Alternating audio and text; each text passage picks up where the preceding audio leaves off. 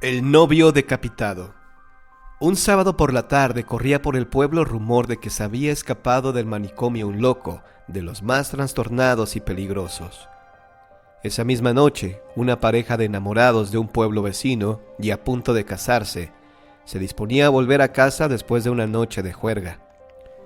A un par de kilómetros de su casa, el coche se les quedó sin gasolina y se detuvo en la orilla de la carretera. Después de estar un tiempo esperando a que alguien les pudiese socorrer sin fortuna, el novio decidió caminar a la gasolinera que estaba cerca y dejó a la novia al cuidado del coche. Habían pasado ya 2 horas. El novio aún no había regresado y ella estaba ya muy nerviosa, cuando de repente comenzó a escuchar unos sonidos fuertes, secos y entrecortados en el techo del coche, como si los estuviesen aporreando. Aterrorizada, decidió salir corriendo del coche y cuando estaba a un lado alejada, giró la cabeza y observó que sobre el coche había una persona dando golpes sobre el techo con una cabeza humana. Era precisamente la de su novio. A partir de esa noche, la chica cayó en una profunda crisis nerviosa que no superó nunca y fue internada en el manicomio, donde aún permanece. Esa misma noche, un par de horas más tarde, la policía detuvo al loco que se había escapado con las manos y la ropa completamente empapada en sangre. Las esferas de fuego. La noche cubría los cerros con su manto oscuro e impenetrable. La tormenta azotaba los campos como queriendo destruir todo y arrastrar consigo al cielo. Los rayos iluminaban de manera intermitente el horizonte, permitiendo ver durante unos segundos la silueta de los cerros que circundaban el valle. Seguido del rayo, un trueno sobresaltaba a Sofía y estremecía su piel, de por sí trémula a causa del frío. Afuera, los perros aullaban sin cesar.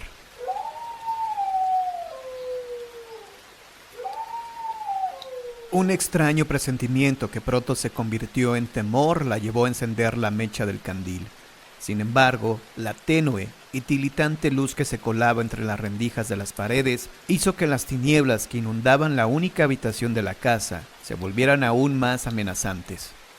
Junto a ella, acostado sobre un costal, estaba su hijo recién nacido y al otro lado su esposo y sus otros hijos. Sofía acarició la frente de su pequeño, la cual estaba bañada de sudor. Con creciente preocupación caminó hacia la puerta y la abrió. Un viento helado acompañado de lluvia le golpeó el rostro y empapó el camisón que llevaba puesto. Sofía miró hacia los cerros que bordeaba su terreno. Sabía que en noches como esa, ellas salían a cazar. Volaban de un cerro a otro, cruzándose entre sí durante su vuelo. Ahí estaban. Eran esferas de fuego. Asustada, corrió a despertar a su marido. El esposo, somnoliento, se talló los ojos sin saber si aún dormía o si ya estaba despierto. Miró a sus hijos acostados en el suelo y a su esposa que sostenía el candil. Se levantó con dificultad y fue hacia la puerta. Ahí estaban aquellas inquietantes llamaradas, recorriendo el cielo lluvioso en todas direcciones, brincando de un cerro a otro. ¡Son las brujas!, dijo el marido. Ella corrió por una cubeta llena de agua y la colocó a los pies de su pequeña hija. Luego sacó las tijeras y un espejo. Colocó las tijeras sobre el pecho del bebé y el espejo en la cabecera. Ambos objetos eran talismanes que la protegerían. El marido cerró bien la puerta. Sofía dejó el candil encendido sobre una caja de jabón y se acostó nuevamente junto a su hija. Sin embargo, no pudo conciliar el sueño. En vez de dormir, le venían a la mente imágenes de Elvira, su cuñada. Eran imágenes de muerte y desolación. Recordó lo que le había ocurrido a su hijo. Su cuerpecito inerte estaba totalmente lívido, sin una gota de sangre. El delgado cuello ostentaba las marcas de unas manos. Los labios estaban secos y grises, inmóviles, en un rictus de dolor. Aún podía ver a su cuñada enjugándose las lágrimas con un pañuelo azul, mientras repetía: ¡Me lo mataron! ¡Me lo mataron! Elvira aseguraba que la habían dormido y cuando despertó, el niño ya estaba muerto. Le chuparon la sangre por la mollerita. Me lo mataron las malditas brujas, aseguraba antes de que un nuevo sollozo le impidiera seguir hablando. Este recuerdo era el que le impedía dormir. Al igual que su cuñada, ella habitaba con su esposo e hijos en un lugar aislado, entre magueyes y árboles de pirul y huizache. ¿Qué podía hacer? ¿Cómo protegerse?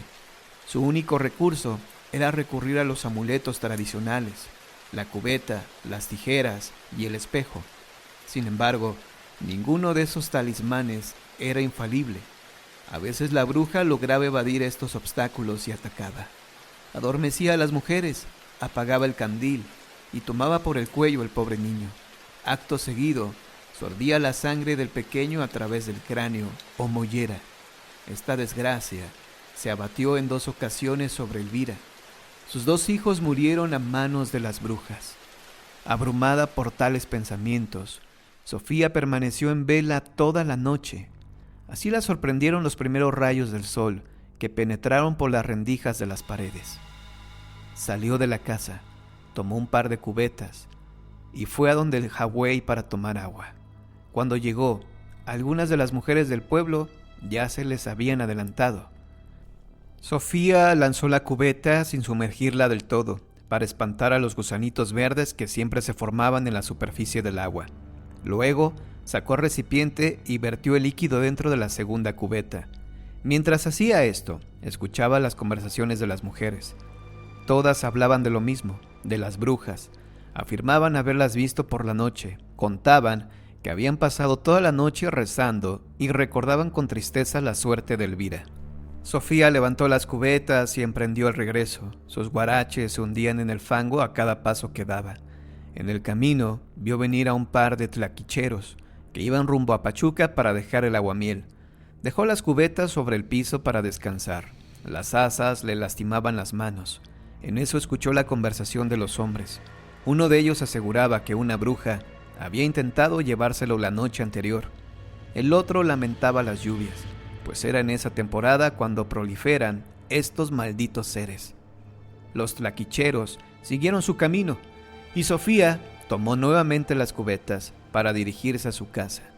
En el camino recordó el día en que su marido llegó a la casa, ya muy de madrugada, todo espantado, sudoroso, arañado y sucio.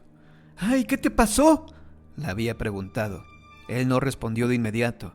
Primero pidió agua, pues sentía la boca seca. Sofía tomó una taza de barro y la llenó con la jarra que siempre tenía a la mano. El marido bebió con desesperación y pidió un poco más. Cuando hubo saciado su sed, le contó que la bruja acababa de encandilarlo. Dijo que regresaba a casa cuando notó que el camino estaba cubierto de breña. Eso le pareció raro, pues aquel sendero siempre estaba despejado. Entonces sacó su machete y empezó a cortar la zarza y el cardón que encontraba a su paso. Sin embargo, la hierba se hacía más y más espesa hasta que el camino se volvió indistinguible. Yo no sé cómo lo hice, o si me habrá ayudado Dios, pero como pude, salí de ahí y encontré el camino, explicó el hombre. En todo eso pensaba Sofía cuando regresó con las cubetas y las puso junto al lavadero. Tomó un poco de leña y la colocó en el fogón, el cual no era sino un conjunto de piedras amontonadas unas sobre otras. Luego echó un poco de petróleo para encender el fuego. Una vez que brotaron las llamas, puso la olla con agua para preparar café. También empezó a hacer unas gordas que había preparado la noche anterior. Mientras estaba listo el desayuno, el marido aprovechó para lavarse y peinarse. Desayunaron sin hablar y al terminar, el hombre salió rumbo al maizal. Sofía, por su parte, fue a buscar pencas de maguey secas que le sirvieran como leña. A la 1 regresó el marido para tomar el almuerzo. Sofía le sirvió un plato de frijoles. Al lado puso otro lleno de chinicuiles, el molcajete con salsa y un vaso de agua de limón. Mientras él comía, Sofía le iba dando tortillas recién salidas del comal. De pronto, él rompió el silencio habitual.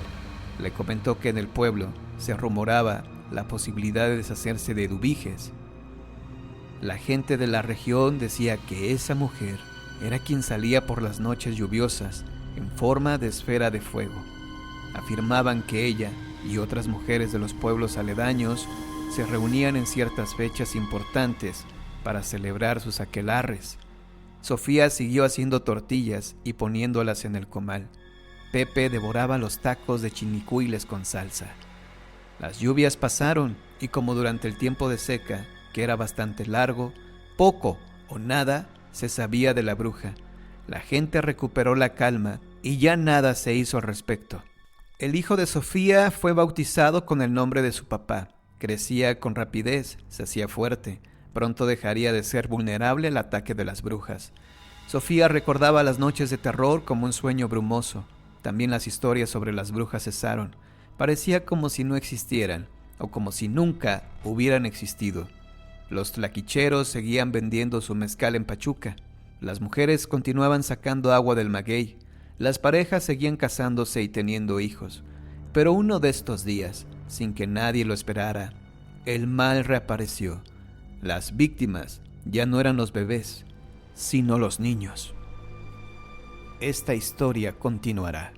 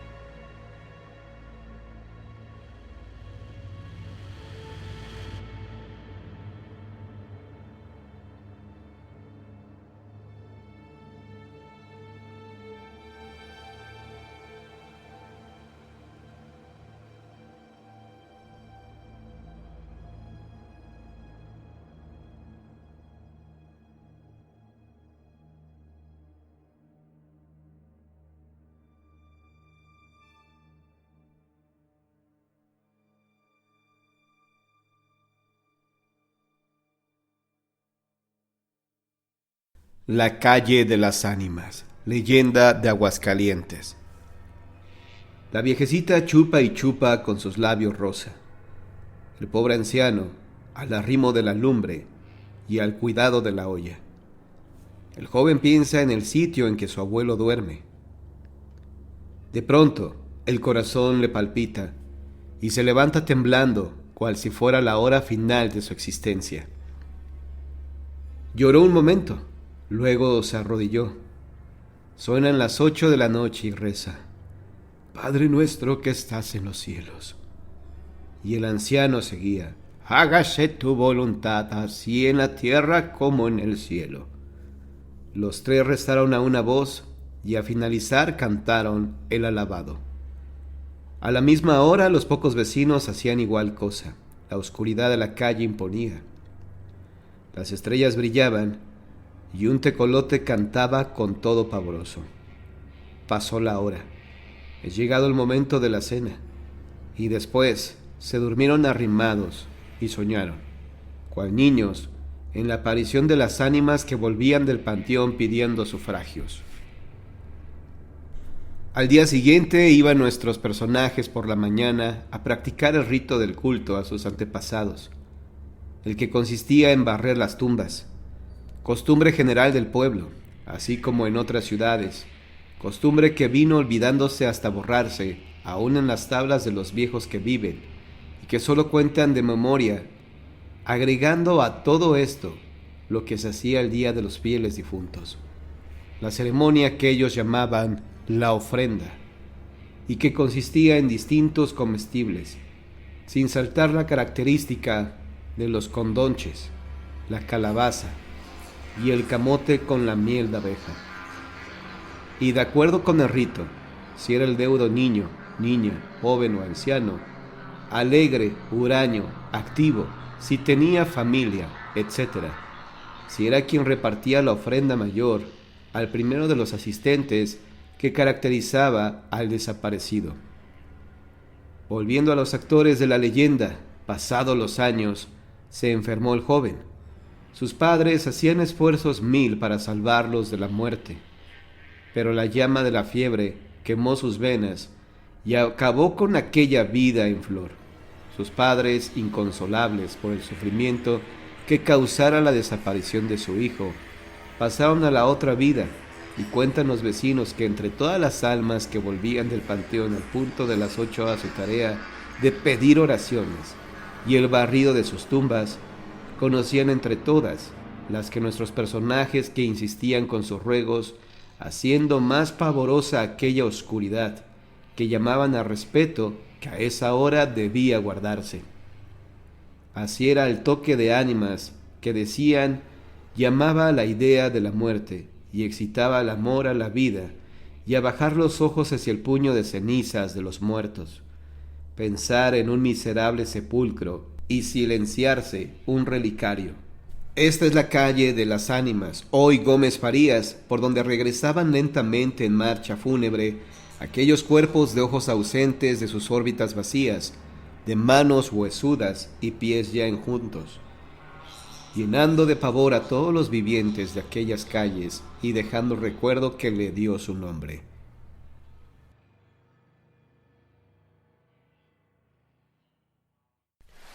La discoteca Androides. En los años 80, la discoteca Androides era una de las más conocidas de la ciudad. Estaba situada en la calle Alfares, muy cerca de un cruce de calles denominado popularmente Cuatro Caminos. Muchos son los hechos extraños que se contaron acerca de ese local. Algunos hablaban de vasos que se estallaban sin nadie tocarlos. Una joven describió perfectamente cómo de los baldocines de las paredes del cuarto del baño brotaban chorros de sangre. Alguien contó que durante un apagón, durante una noche vieja, un frío intenso recorrió todo el local e hizo que las copas se congelaran en las manos de la gente en cuestión de segundos. De todas maneras, la historia más extraña y terrorífica de las que tenemos noticias, y que según muchos fue la causa de su cierre, fue la historia que narramos a continuación, con nombres supuestos, ya que los protagonistas son una familia muy conocida en la ciudad. La noche de un sábado cualquiera de invierno, Pablo conducía su moto hacia la discoteca Androides. Aquella noche, sus amigos no estaban disponibles, y Pablo decidió tomar una copa con la esperanza de encontrar otra alma solitaria con quien hablar. Cuando enfilaba la calle Alfares, un fuerte aguacero comenzó a caer sobre la ciudad. Pablo estaba muy cerca de la discoteca, así que aparcó su moto en un callejón cercano llamado Cerrillo de San Roque y bajo una cornisa comenzó a atar con su cadena los radios de la moto al poste de una señal de tráfico. De repente, un escalofrío rozó su nuca y miró hacia atrás. La sombra de una joven de unos 16 años, vestida con una leve blusa de seda y una falda también de tela muy ligera, estaba mirándole. La chica estaba totalmente callada. El agua caía de su pelo rubio y lacio sobre sus hombros, y el color del rímel de sus ojos formaban un reguero de lágrimas negras sobre su cara. Pablo se puso en pie y viendo que la chica temblaba, se quitó su chaqueta de cuero y se le echó encima. Pablo le sugirió llevarla a su casa, pero ella se negó. Así que le invitó a entrar a la discoteca y tomar una copa. La cara de la muchacha era pálida y triste, pero esgrimió una leve sonrisa y entró junto con el chico al local. Ahí conversaron durante horas y casi a las 5 de la mañana, Pablo cogió su moto y la llevó hasta su domicilio, una pequeña casa baja en la calle de la Luna. Ahí en la puerta, la muchacha cuyo nombre no había preguntado, le dio un pequeño beso en la mejilla y le entregó una fotografía de carnet. Al día siguiente, Pablo, muy ilusionado por tener una nueva amiga, que además le gustaba, como no le había gustado otra mujer en su vida, se encaminó hacia la casa de la muchacha. Tras varios golpes, una mujer de unos 50 y muchos años abrió la puerta. Buenas tardes, ¿está su hija?, preguntó Pablo.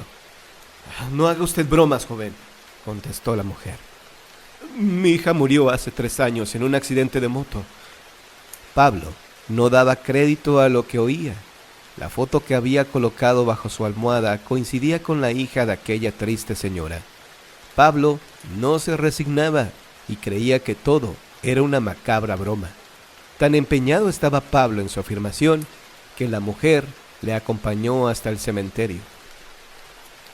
Ahí, sobre una tumba con el nombre de su amada, estaba colocada la chaqueta que la noche anterior le había prestado.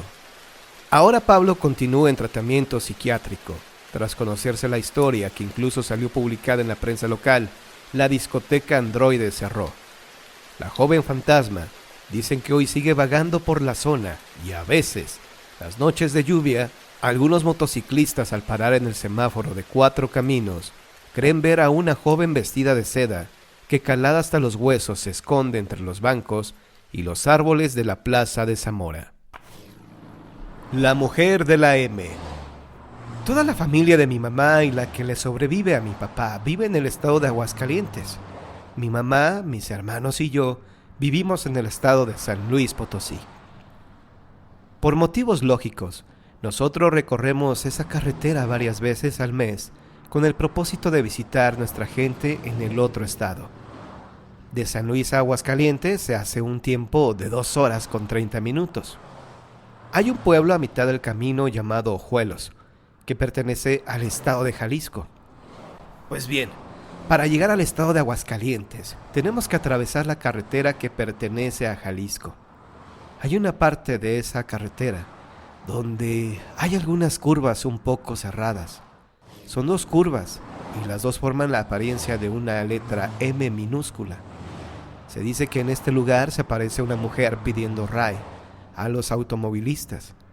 Si alguno de ellos se detiene, ella sube en el asiento del copiloto o en el trasero. Esta mujer no menciona ninguna palabra, solo va ahí sentada. De pronto, al voltear a ver a la mujer, resulta que ya no está. Y es ahí donde muchas personas han tenido accidentes terribles, al perder el control sobre los coches. Hay quienes se detienen a socorrer a esta mujer. Incluso choferes de autobuses foráneos aseguran haberla recogido en esa parte. Y luego, al ir a cobrar el pasaje, ya no la encuentran por ningún lado. Hay otros más que no se arriesgan, al estar levantando gente en la carretera por miedo a los asaltos, y se siguen de largo sin darle importancia a esa mujer. Pero de pronto, al haber avanzado unos metros, sienten un frío que les recorre el cuerpo, y al mirar por el espejo retrovisor, ven incrédulos que la mujer que habían visto a un lado de la carretera va ahí, con ellos, sentada en el asiento trasero del coche. A pesar de que mi familia y yo hemos recorrido este lugar muchas veces, nunca hemos visto a esa mujer en la famosa M. ¿Quién sabe? Quizá no seamos nosotros las personas adecuadas que podamos ayudarla a llegar a su destino. Las bestias diminutas. En una charla de sobremesa tras la cena de Nochebuena, los invitados de la familia Alcántara oyeron la siguiente historia, digna de figurar en el catálogo de los hechos más aterradores de nuestros días. Felipe Armenta, joven médico de un prestigioso hospital, tras escuchar algunos chistes macabros, encendió un cigarrillo y se acomodó en su silla para referir ciertos sucesos extraordinarios que consiguieron poner nerviosos a sus escuchas. Después de echar un vistazo a los juguetes que acababan de poner los señores de la casa bajo el árbol de Navidad, comenzó su relato con estas palabras. Aprovecharé que los niños se han ido a dormir para hablar al fin de cómo las criaturas pueden llegar a ser víctimas fáciles de los demonios. ¡Oh, válgame Dios!, dijo la abuela. Cuente pues, aunque no creo que llegue a asustarme ni tantito, que no habré visto yo en tantos años de vida. Podría asegurarle que no han visto nada de esto, y quiera Dios que no enfrenten en toda su vida algo así. No nos mantenga más en suspenso, pidió el dueño de la casa, palmeándole la espalda. Y dinos ya de qué se trata. Sería mejor decir de quién, y voy a adelantarles el meollo del asunto. Mi historia se refiere a una intrusa en el seno de una familia. Se detuvo un momento para dar una bocanada al cigarro y estudiar los rostros de los presentes, para asegurarse de que había atraído toda su atención. Entonces, disparó lo siguiente para aumentar el interés. Digamos de una familia como esta. ¡Oh!, exclamaron varios y hubo risitas nerviosas. La puerta y las ventanas estaban abiertas de par en par y podían apreciarse las calles desiertas, alumbradas por incontables series navideñas. En verdad no parecía el ambiente adecuado para contar una historia de terror. Algunos ruidos indefinibles fueron atraídos por el viento y alguna joven embarazada se acurrucó en los brazos de su marido para oír el inicio de la historia. Cuando vi por primera vez a la intrusa fue a través de la ventanilla polvosa de mi auto. En ese lado daba de lleno la luz matinal, y por ello la visibilidad era malísima, de modo que creí que se trataba de una ilusión óptica. Yo circulaba por una avenida de Polanco rumbo al trabajo, entre altos edificios de departamentos. En uno de la planta baja estaba esa mujer de pequeñísima estatura que parecía moverse dificultosamente junto a los cristales. Me daba la espalda y pude apreciar su pelo negro y su vestido encarnado. Me pregunté si parecía tan diminuta por hallarse al fondo de la habitación, pero no. Como dije, estaba a poca distancia de la ventana. ¿Ilusión? Pensé de nuevo esperando que el semáforo cambiara al verde. Quizá una niña nacida antes de tiempo, o tal vez un gato negro arrastrando una tela roja. Seguí mi camino al trabajo y me olvidé de aquella visión. Al anochecer, de regreso a casa, las persianas de aquella ventana estaban cerradas, y en los siguientes días constaté que por lo común se hallaban así. Fue una gran coincidencia, la vida está llena de coincidencias. El que un nuevo compañero de trabajo tuviera su departamento justo en ese edificio, en el primer piso. Varios de sus amigos fuimos invitados a festejar su sorprendente ingreso a la junta de directores. Nos corroía la envidia, pero teníamos que disimularlo. Imagínense, había pasado por encima de quienes llevábamos años desempeñándonos excelentemente en su misma especialidad. ¿Cómo era posible? Llegué a la fiesta un poco retrasado. Los escalones comenzaban frente a la que supuse era la puerta de la mujer diminuta. Pero por favor, me dije, ni siquiera estás seguro de que viste aquel ser. Justo al poner el pie sobre el primer peldaño, se oyó girar el picaporte de aquella puerta y vi salir a una familia.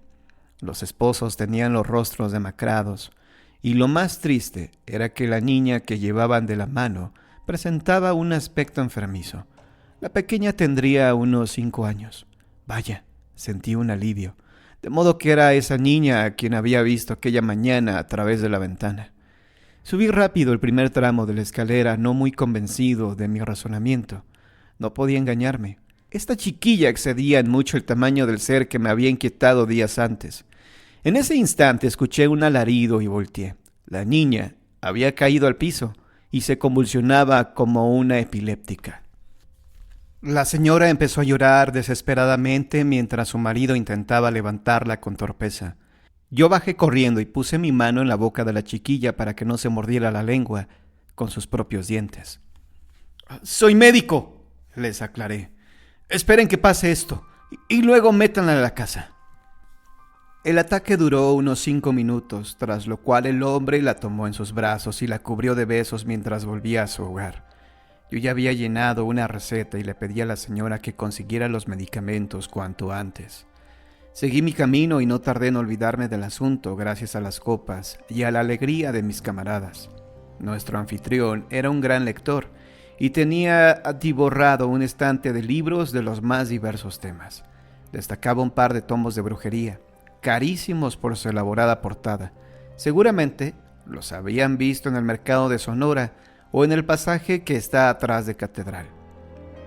Sí, los que tienen en relieve una cara demoníaca o un rostro semejante al de una momia, dijo el ecuánime esposo de la embarazada. O los forran con la salea del famoso pez diablo, intervino la abuela. Inocente animalito, tuvo la desgracia de que la naturaleza lo diseñara como un engendro del Averno. Pues bien, continuó Felipe, pedí permiso a mi nuevo amigo para hojear esos libros. No sé si me entendió, pues estaba excedido de copas, e interpreté los movimientos de su mano como: claro, hombre, no hay problema, léelo si quieres. Me topé en la portadilla de uno de ellos con el siguiente título: Bestia Diminutae, que en latín quiere decir pequeñas bestias, o bestias diminutas, aclaró con entonación de catedrático uno de los concurrentes, licenciado en letras clásicas. Así es, dijo Felipe y continuó su relato. El efecto del alcohol me impedía concentrarme en la lectura, de modo que hojeé rápidamente el tomo. De pronto mi vista quedó anclada en unos rótulos de letras rojas. Su tamaño permite apoderarse fácilmente de niños pequeños. Son ideales para animar fetiches o cualquier juguete de escasas dimensiones que tenga forma humana. En ese momento mi mente se despejó, desvaneciéndose mi borrachera de golpe. La mujercita tras la ventana, la familia de rostros pálidos y la epilepsia de la pequeña. Tuve la sospecha de que mi amigo no solo leía estos libros por curiosidad, sino que llevaba a la práctica su contenido. Lo vi a unos metros de mí, intentando bailar con una de sus hermosas amantes. Casi era vencido por los humos del vino, y me costó trabajo ponerle la etiqueta de practicante del mal. Es uno de esos tipos de aspecto ordinario que te puedes encontrar cualquier día en la calle. De vuelta a casa, repasé mis libros de historia de la medicina y releí que en la antigüedad a los epilépticos se les consideraba poseídos por el diablo, de modo que no recibían tratamiento médico, sino que eran encadenados en cuartuchos miserables, lejos de la vista de la gente. Ocasionalmente se les practicaban exorcismos, los cuales rara vez surtían efecto.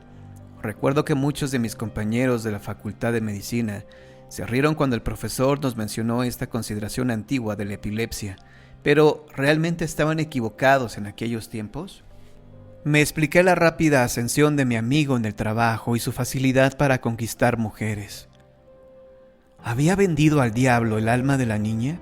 Me sentí obligado a hacer algo para salvarla, mas no sabía por dónde empezar.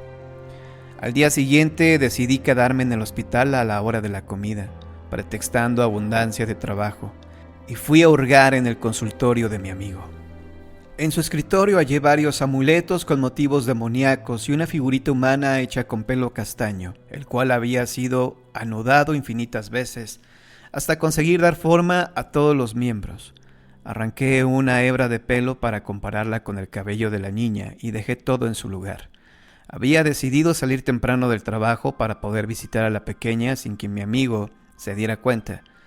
Los señores me recibieron amablemente en cuanto me reconocieron. Yo iba preparado para todo, pues en mi maletín llevaba tanto los auxilios de la medicina como los espirituales, entre ellos una botella de agua bendita y un crucifijo de plata. «Deseo saber el estado de la niña», les dije. «No sabe cómo le agradecemos el interés», dijo la mujer a punto de las lágrimas, «pero no tenemos para pagarle. Mi marido perdió su trabajo hace meses y nadie ha querido emplearlo». «No se preocupe por eso. No pienso cobrarles la consulta. ¿Dónde está la pequeña?» «En su cuarto», dijo señalando la habitación que daba a la calle. «Creo que al fin pudo dormir un poco». Me quedé aterrorizado al pensar que tras esa puerta estaba la inocente a merced de las bestias. Me esforcé por mostrarme sereno y pregunté: «¿Puedo pasar a verla?» «Claro», dijo el señor, y fue a abrirme la puerta. «Pase, por favor». Contemplé con tristeza los párpados amoratados de la niña.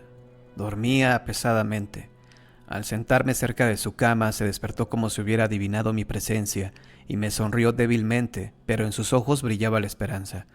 «Hola, linda, mira», saqué una cajita del maletín. «Te traje chocolates». «Gracias», dijo con su dulce voz. «¿Quieres que platiquemos?»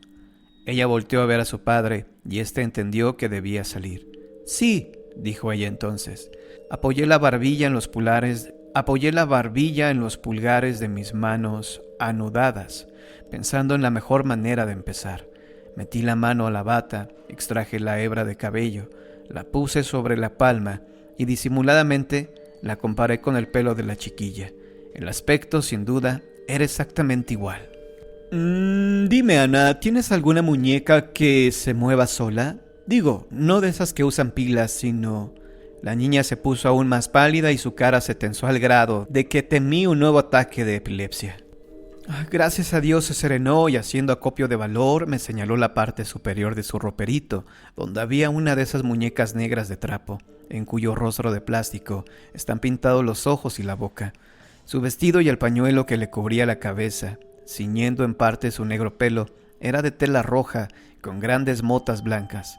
Tenía labios gruesos y nariz chata, y sus grandes ojos miraban hacia la derecha. ¿Esa? Dije un tanto decepcionado, pues esas muñecas mulatas se encuentran en cualquier tienda. Así que, ¿qué podía tener de extraordinario? ¿Cómo es que se mueve? ¿Acaso camina? No, pero mire los ojos, me dijo la niña. Me acerqué al ropero e iba a tomarla, pero la niña me detuvo. ¡No la toque! Volteé hacia la cama, sintiendo que un escalofrío recorría todo mi cuerpo. Sus ojos no estaban así, los volteó. Antes miraba de frente. ¿Estás segura? Iba a enfatizarle el hecho de que estaban pintados sobre plástico, pero ella continuó. Yo la vi cuando los giró. Estaba jugando con ella a la comidita. La tenía sentada en su silla, a mi izquierda, y vi muy bien cuando giró sus ojos hacia mí. Así se le quedaron. No los ha vuelto a mover, pero me asusta mucho tenerla. Mis papás no me dejan tirarla. Dicen que nunca me van a volver a comprar juguetes y la echo a la basura. Volví a mi silla, respirando profundamente y mirando para todos lados, sin saber qué contestar. ¿Te ha hecho daño? No, solo movió los ojos así y se quedó, repitió la chica ansiosa de que yo le creyera. ¿Sabes qué? Voy a llevarme esto. ¡No la toque! Esta vez el grito fue más grave y profundo. Yo volteé aterrado a ver a la pequeña. Noté que su rostro se había transformado y me miraba de un modo atroz. Me encaminé a la salida, trastabillando, mientras la niña, ahora con su voz natural y débil, me suplicaba. «No me deje, por favor». No sé cómo tuve valor para volver sobre mis pasos y acercarme de nuevo a su cama. Pero un nuevo fenómeno nos estaba deparado por el demonio. La tapa de la caja de chocolates empezó a arder de modo extraño. Sobre la superficie de cartón apareció una llamita que fue avanzando dejando una línea quemada, sin extenderse a los lados. ¿Y qué figura delineó?, preguntó ahora el anfitrión. Ninguna, o al menos no supe yo reconocer lo que había trazado. El fuego se extinguió tan repentinamente como había empezado. Creo que hemos alargado mucho la velada, comentó la anfitriona fingiendo sueño, cuando en realidad lo que sentía era miedo. Su nerviosismo y temor se habían vuelto insoportables, por lo que continuó. Cuéntenos ya el final de su historia, no sea malito. Es muy interesante, pero creo que merecemos descansar. Bien, pues basta decir que obtuve el permiso de los padres para llevar a un exorcista al cuarto de la niña. No les oculté el riesgo que la pequeña corría de no soportar el rito. Aún así aceptaron e incluso nos acompañaron durante el exorcismo. ¿Fue como en las películas?, preguntó la joven embarazada, divertida. Muy similar. Sabrán ustedes que en la Iglesia Católica hay una verdadera escuela de exorcistas. Acudimos a los conocimientos de esa larga tradición de lucha directa contra los demonios y obtuvimos resultados. La familia se mudó y la niña hoy estudia felizmente en la Facultad de Psicología. Almorzamos juntos a menudo. ¿Y qué pasó con la muñeca?, quiso saber la dueña de la casa. Felipe metió la mano a su abrigo y se la mostró.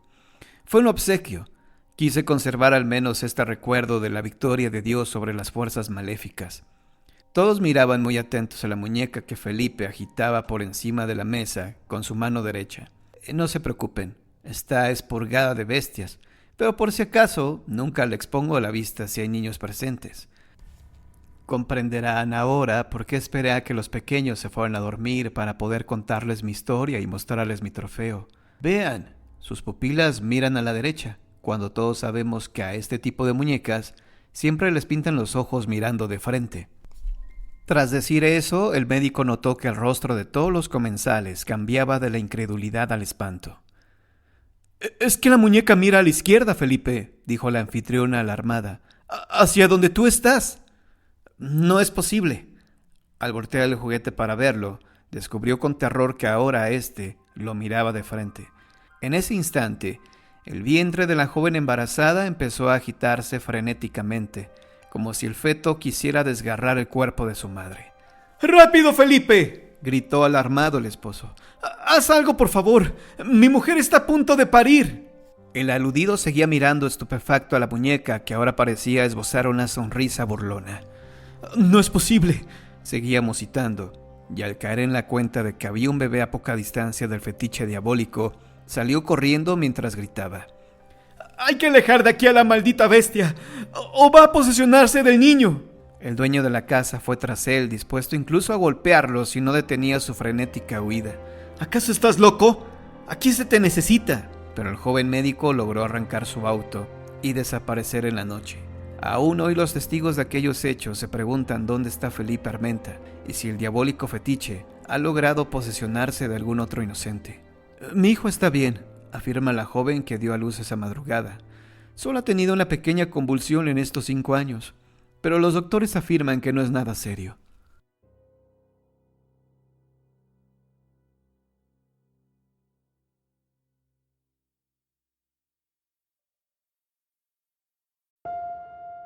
El degollado de la Noria. Leyenda de Guanajuato.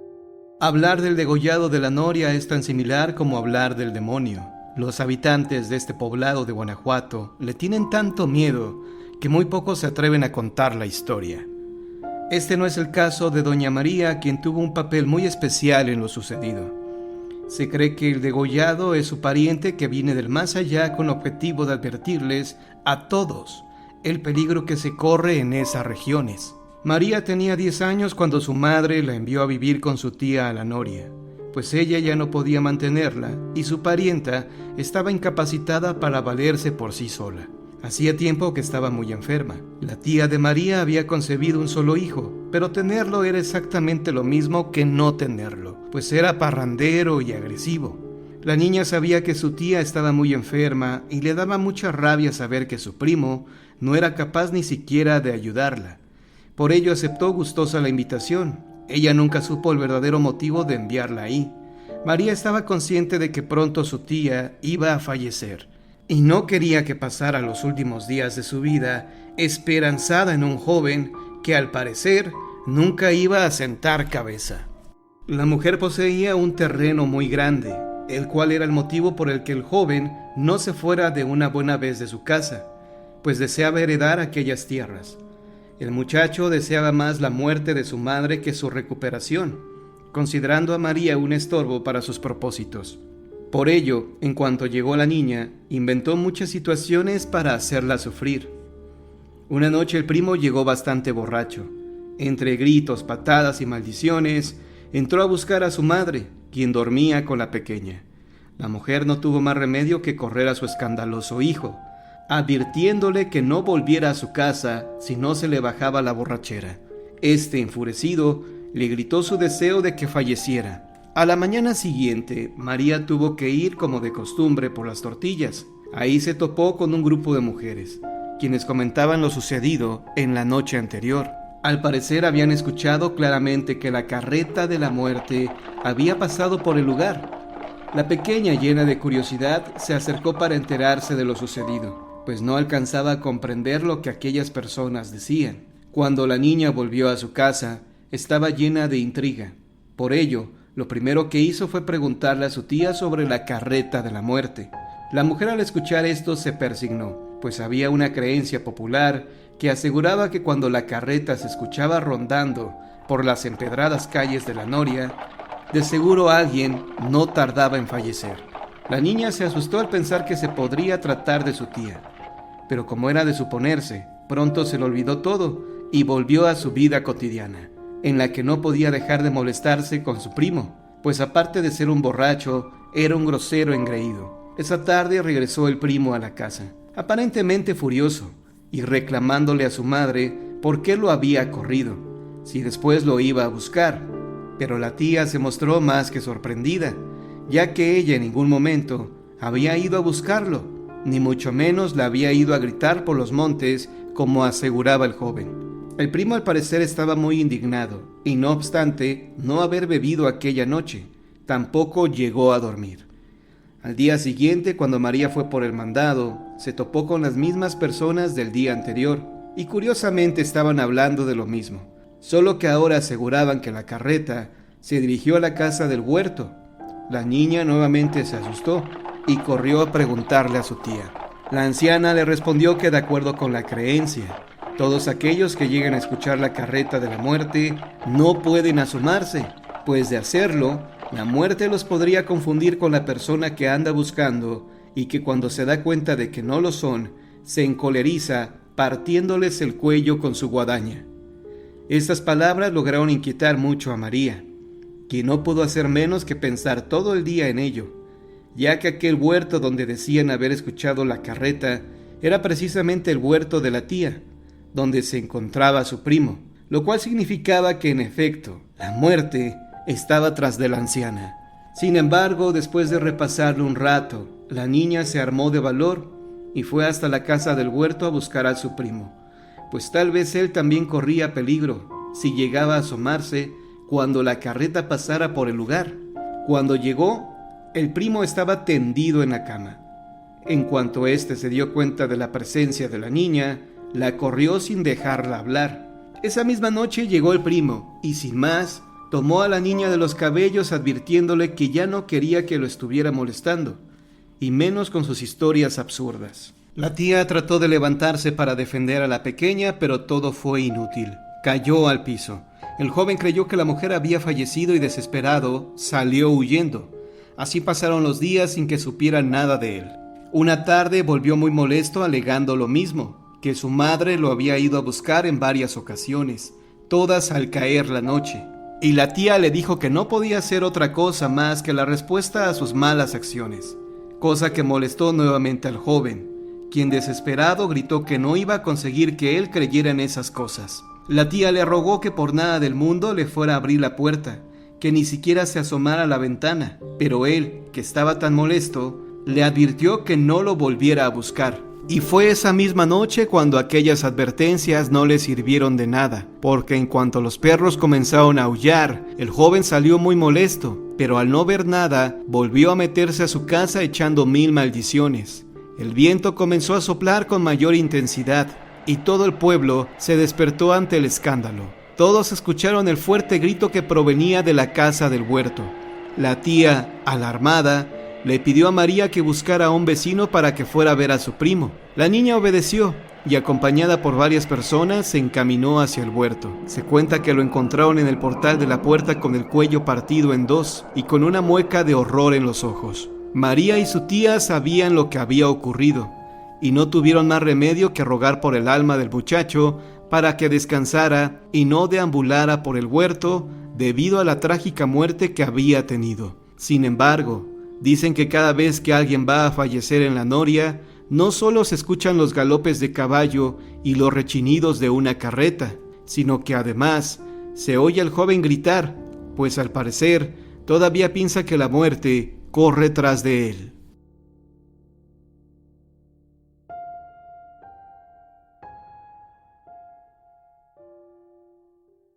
El fantasma de la dama, leyenda de Oaxaca. Dicen que Guglielmo Villada era todo un don Juan, que a pesar de estar entrado en años era atractivo. Tenía barba cerrada y ojos negrísimos que parecían sonreír. Mucho más alto que la mayoría de los caballeros, aún causaba revuelo entre las damas de alta sociedad. Los chismosos de esa época decían que ninguna mujer se le había escapado viva, pero que solo existió una mujer misteriosa que cautivó por completo a don Guglielmo, quien se encontraba en Oaxaca, pues representaba a la Real Audiencia del Virreinato Español en el año de 1709. Pues bien, el encuentro con dicha dama fue en la calle de Cirineos en Oaxaca, cuando don Guglielmo tenía una cita de negocios con el vicario de San José. Fue solo un instante, pocas centésimas de segundo, en que Guglielmo observó a la mujer cruzar frente a él, para quedar impactado de su belleza. No era una mujer joven, era una mujer madura con el pelo oscuro, recogido en una coleta. Tenía el cuello largo y fino como el de un cisne, y la delicada voluptuosidad de las mujeres bonitas. Y al observarla, al don Juan se le olvidaron las tareas pendientes con el vicario. Guglielmo se quedó prendado de su andar etéreo y a la vez sensual, de su aroma, que según él, no tenía ninguna mujer.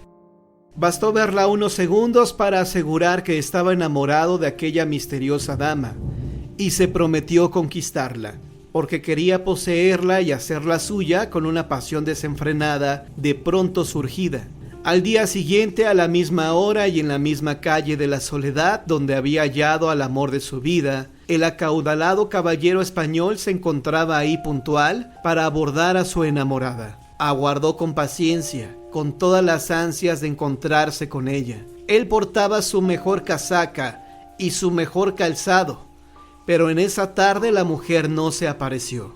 Mas la paciencia del hombre duró un poco más, y aguardó durante una semana entera sin que a la mujer se le volviera a encontrar.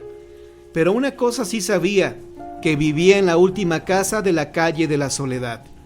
Era una enorme mansión, bien adornada, con un portón imponente y altísimo que lo separaba de su amor. Por ello, decidió buscarla en su casa, decirle todo, que le había gustado mucho al verle y que quería conocerla. Mitad verdad, mitad mentira, porque como ya hemos dicho, en realidad la deseaba. Tocó el portón y lo hizo pasar una ancianita a la sala principal. En ella encontró una pintura de la misma mujer de la cual se había enamorado. Ella portaba en el cuadro el mismo hermoso vestido con el que la conoció. Al instante le preguntó a la anciana por ella, a lo que la mujer le informó una reveladora noticia, que don Guglielmo a sus 42 años habría escuchado, pues la anciana afirmó: «Murió hace una semana. Vivía solitaria en esta casa y no tenía ningún familiar. No le he mandado hacer ninguna misa en su nombre y yo creo que su alma no se encuentra en paz. Necesita descansar». Ante tal noticia, el hombre sintió la esperanza rota y una gran desilusión en su corazón. Como único consuelo, le dio a aquella anciana algún dinero para que le mandara hacer las misas correspondientes a su amor frustrado. En los siguientes días, las ansias de conquistar a las mujeres y romperles luego el corazón a este caballero se le apagaron.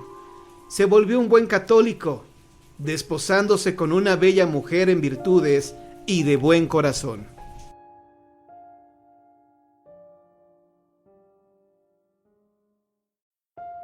El hombre que regresó como un perro, leyenda de Oaxaca. Una noche de diciembre, cuando un campesino volvía de su trabajo, escuchó unos gritos aterradores y creyó ver un perro de color gris oscuro. Cuando llegó a la cantina, platicó lo acontecido a cuantos amigos estuvieran presentes, ya que ese no era un color habitual en un perro de la región. Todos creyeron darle la mejor explicación argumentando que se trataba de un coyote, solo que quizá de un color poco común, pero al fin y al cabo, un coyote. Un hombre que se encontraba en un rincón dijo haber visto también al supuesto coyote, solo que él se le había aparecido exactamente un mes atrás. Relató que el perro se le había aparecido cuando éste se encontraba solo, por lo que al darse cuenta corrió a esconderse para protegerse del animal, temiendo que el perro estuviera rabioso. En su loca carrera no se dio cuenta para dónde se fue el animal. Como no se concretó nada respecto a estas apariciones, las cosas se quedaron de esa manera. Pocos días después, el lunes y martes siguiente, para ser más exactos, fue visto nuevamente el animal haciendo exactamente lo mismo, acercarse a personas que transitaban solas por el lugar. Fue hasta el día sábado cuando el siniestro animal se le acercó nuevamente a uno de los campesinos, en donde al parecer el perro le habló pidiéndole que fuera hasta el corral donde tenía unas cuantas ovejas. El campesino estaba tan temeroso que no tuvo más remedio que hacerlo creyendo que se trataba de un nahual, humano que se convierte en animal. En cuanto llegaron al lugar indicado, no dudó en preguntarle: ¿qué es lo que desea? El animal respondió que era uno de los hombres más adinerados del pueblo, pero que no podía descansar porque hacía más de 5 años que había asesinado a un hombre y lo había enterrado en aquel camino justo al pie de un árbol. El campesino se mostró escéptico a pesar de que era verdad que el señor Jacinto había fallecido, pero nadie le aseguraba que fuera él. Fue entonces cuando el terrible animal le dijo: «Lo maté con un perro, por eso me hacen aparecer como tal». Cuando el campesino aceptó lo que estaba sucediendo, le preguntó: «¿Y qué es lo que quiere de mí?». «Que vayas y desentierres los huesos de aquel hombre y les des cristiana sepultura para que yo pueda descansar», dijo el animal. El campesino, que estaba muy asustado, no pudo negarse a tal solicitud. Acto seguido acudió ante las autoridades a comentarles lo que le había ocurrido, pero por más que buscaron los restos, no los encontraron debido a que había demasiados árboles los que se encontraban en el camino. Tal vez disgustado por no haber accedido a su petición, esa misma noche el perro regresó, pero esta vez tomó al campesino de los pies y lo arrastró hasta el camino diciéndole: «Los restos se encuentran en ese árbol seco».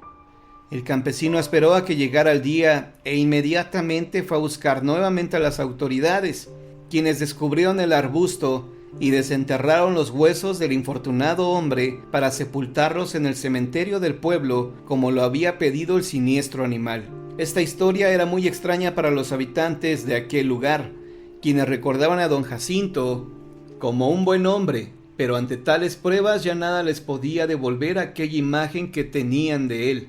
Desde entonces los habitantes de aquel lugar procuran llevar una vida lo más recta posible, pues tienen la creencia de que los espíritus intranquilos de los malvados vuelven como animales espectrales.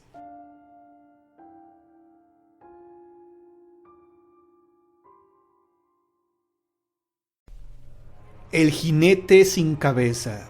Las personas podrían creer que esta leyenda tiene su origen en Estados Unidos, pero no es así. Nació en el estado de Puebla durante la época de la Revolución Mexicana. Donato Aguirre era un poderoso hacendado que disfrutaba humillando a los pobres. Su fortuna era inmensa, pero con tal de no acabársela, prefería vivir solo. Cierta noche, cuando Donato regresaba a su hacienda, se encontró en la calle a una anciana que pedía limosna. La mujer le imploró una caridad, pero Donato, en lugar de ayudarla, se burló de ella. La anciana, que en realidad era una bruja, ante el desprecio del rico hacendado, le echó una maldición. Todo cuanto tengas de valor lo perderás. Esto no logró intimidar al avaro, pues la amenaza le causó risa. A la mañana siguiente el hombre se miró en el espejo y se espantó. Ya no era aquel joven bien parecido, al contrario, ya estaba canoso y arrugado, como si hubieran pasado 20 años. En ese momento se acordó de la amenaza de la anciana y corrió a donde tenía su dinero, el cual se había convertido en carbón. Milagrosamente, no todo su dinero se había transformado. Aún le quedaba un baúl lleno de monedas de oro. Creyó que con alejar de él las monedas, éstas podrían salvarse del hechizo de la bruja. Llamó a 2 de sus más fieles sirvientes para que lo acompañaran y partieron hacia el monte. Donato les pidió que cavaran un hoyo de 2 metros de profundidad y que ahí enterraran el dinero. Ellos obedecieron, pero como ahora sabían en dónde había una pequeña fortuna, fueron asesinados a sangre fría por el avaro y echados en la misma fosa que habían hecho junto con el dinero. Con una gran roca que tenía forma de lápida cubrirían el hoyo, pero como ésta era muy pesada, la amarró a la silla de su caballo para que el animal la jalara y cayera sobre el agujero. Mientras Donato estaba hincado mirando por última vez su dinero, una serpiente que rondaba por ahí espantó al caballo, el cual jaló la cuerda antes de tiempo y la roca cayó sobre el hacendado, decapitándolo. A partir de ese trágico momento, el alma de Donato Aguirre quedó penando, pues se dice que en algunas noches se le ha visto cabalgando su corcel negro buscando su cabeza.